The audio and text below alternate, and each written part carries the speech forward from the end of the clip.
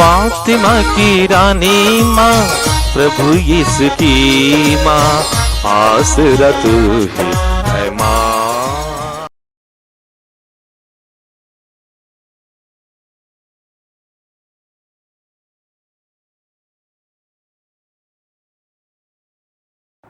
पहला पाठ विधि विवरण ग्रंथ, अध्याय 4, पद संख्या 1 से 2, 6 से 8 तक।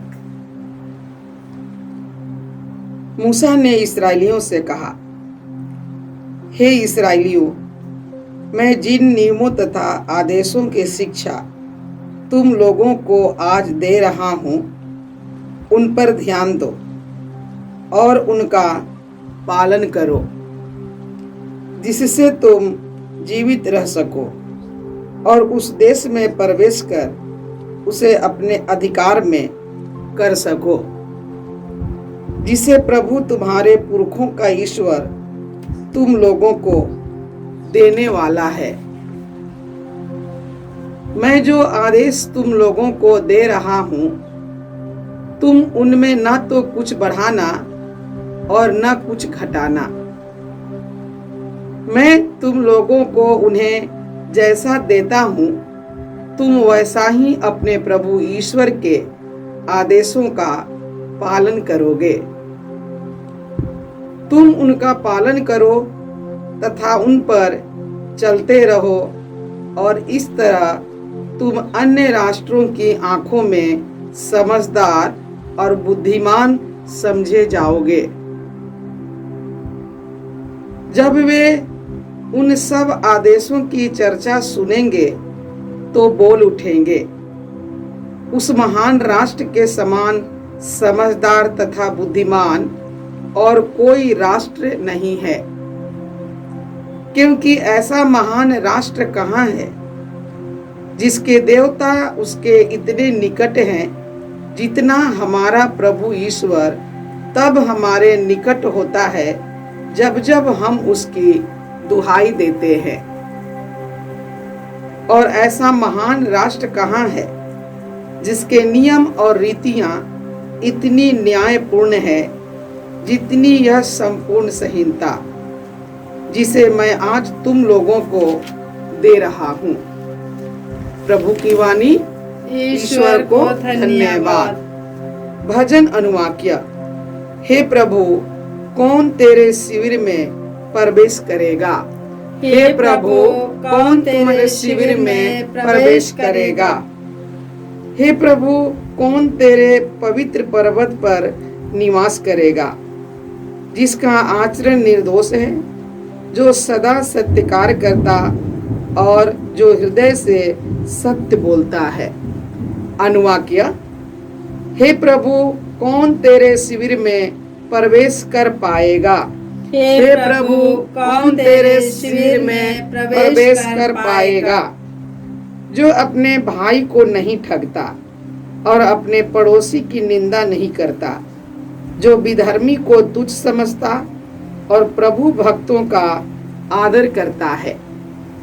अनुवाक्य। हे प्रभु, कौन तेरे शिविर में प्रवेश करेगा? हे प्रभु, कौन तेरे शिविर में प्रवेश करेगा? जो किसी भी कीमत पर अपने वचन का पालन करता है, उधार देकर ब्याज नहीं मांगता और निर्दोष के विरुद्ध घूस नहीं लेता। जो ऐसा आचरण करता है वह कभी विचलित नहीं होता। अनुवाक्य। हे प्रभु, कौन तेरे शिविर में प्रवेश कर पाएगा? हे प्रभु, कौन तेरे शिविर में प्रवेश कर पाएगा? दूसरा पाठ संत याकूब का पत्र, अध्याय 1, पद संख्याएं 17 से 18, 21 से 22, 27 से 29 तक। सभी उत्तम दान और सभी पूर्ण वरदान ऊपर से हैं और नक्षत्रों के उस सृष्टिकर्ता के यहाँ से उतरते हैं, जिसमें ना तो कोई परिवर्तन है और न परिक्रमा के कारण कोई अंधकार। उसने अपने ही इच्छा से सत्य की शिक्षा द्वारा हमको जीवन प्रदान किया, जिससे हम एक प्रकार से उसकी सृष्टि के प्रथम फल बन जाएं। इसलिए आप लोग नम्रता पूर्वक ईश्वर का वह वचन ग्रहण कीजिए जो आप में रोपा गया है और आपकी आत्माओं का उद्धार करने में सामर्थ है। आप लोग अपने को धोखा नहीं दें, वचन के श्रोता ही नहीं बल्कि उसके पालनकर्ता भी बन जाएं। पिता परमेश्वर की दृष्टि में शुद्ध और निर्मल धर्माचरण यह है, विपत्ति में पड़े हुए अनाथों और विधवाओं की सहायता करना और अपने को संसार के दूषण से बचाए रखना। प्रभु की वाणी। ईश्वर को धन्यवाद। जय घोष। Alleluia, alleluia. हमारे प्रभु यीशु मसीह का पिता हमारे मन की आँखों को ज्योति प्रदान करे, जिससे हम देख सके कि उसके द्वारा बुलाए जाने के कारण हमारी आशा कितनी महान है। अल्लेलुया।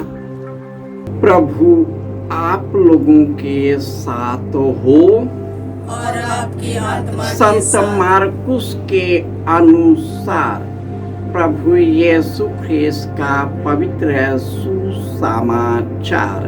हे प्रभु तेरी महिमा हो। अध्याय 7 पद संख्याएं 1 से 8, 14 से 15, 21 से 23। फरीसी और यरूशलेम से आए हुए कई शास्त्री यीशु के पास इकट्ठे हो गए। वे ये देख ही रहे थे कि उनके शिष्य अशुद्ध यानी बिना हाथ धोए हाथों से रोटी खा रहे थे। पुरखों की परंपरा के अनुसार फरीसी और सफी यहूदी बिना हाथ धोए भोजन नहीं करते। बाजार से लौटकर वे अपने ऊपर पानी छिड़के बिना भोजन नहीं करते और वे बहुत से अन्य परंपरागत रिवाजों का पालन करते हैं, जैसे प्यालों, सुराहियों और कांसे के बर्तनों का शुद्धिकरण। इसलिए फरीसियों और शास्त्रियों ने यीशु से पूछा, आपके शिष्य पुरखों की परंपरा के अनुसार क्यों नहीं चलते? वे क्यों अशुद्ध हाथों से रोटी खाते हैं? यीशु ने उत्तर दिया, ईसायास ने तुम ढोंगियों के विषय में ठीक ही भविष्यवाणी की है, जैसा कि लिखा है, ये लोग मुख से मेरा आदर करते हैं परंतु इनका हृदय मुझसे दूर है। ये व्यर्थ ही मेरे पूजा करते हैं और जो शिक्षा ये देते हैं वह है मनुष्य के बनाए हुए नियम मात्र। तुम लोग मनुष्य की चलाई हुई परंपरा बनाए रखने के लिए ईश्वर की आज्ञा टाल देते हो। यीशु ने बाद में लोगों को फिर अपने पास बुलाया और कहा, तुम लोग सब के सब मेरी बात सुनो और समझो।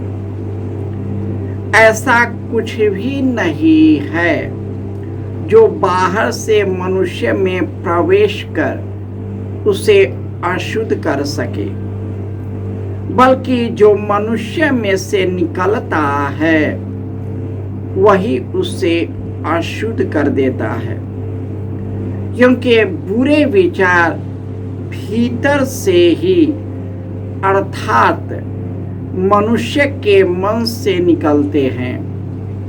वह विचार चोरी, हत्या, परगमन, लोभ, विद्वेष, छल कपट, लंपटता, ईर्ष्या, झूठी निंदा, अहंकार और मूर्खता, ये सब बुराइयां भीतर से निकलती है और मनुष्य को अशुद्ध कर देती है।